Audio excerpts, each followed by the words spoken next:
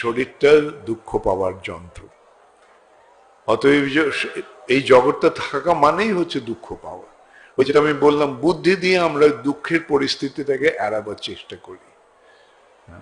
গাড়ি আসছে, রাস্তা ক্রস করব, গাড়িটা পার হয়ে যাক, তারপরে আমি ক্রস করবো। এটা কে বলছে আমাকে? আমার বুদ্ধিমত্তা বলছে। যার বুদ্ধি নেই সে কি করবে? সোজা হেঁটে চলে যাবে, আর তারপরে গাড়িটা এসে ওর ওপর দিয়ে চলে যাবে, কেমন লাগবে? অতএব এইভাবে আমাদের বুদ্ধি দিয়ে আমরা এই দুঃখময় পরিস্থিতিটাকে এড়াচ্ছি, কিন্তু কতক্ষণ পারবো এড়াতে? এক সময় না এক সময় আমাদের এই দুঃখময় পরিস্থিতিটাকে স্বীকার করে নিতে হয়, এবং এই যে দুঃখের মধ্যে আমরা রয়েছি সেটা আমাদের বুঝে নিতে হবে। তখন আমাদের কি বিচার হচ্ছে? কিভাবে আমরা এই দুঃখময় পরিস্থিতি থেকে মুক্ত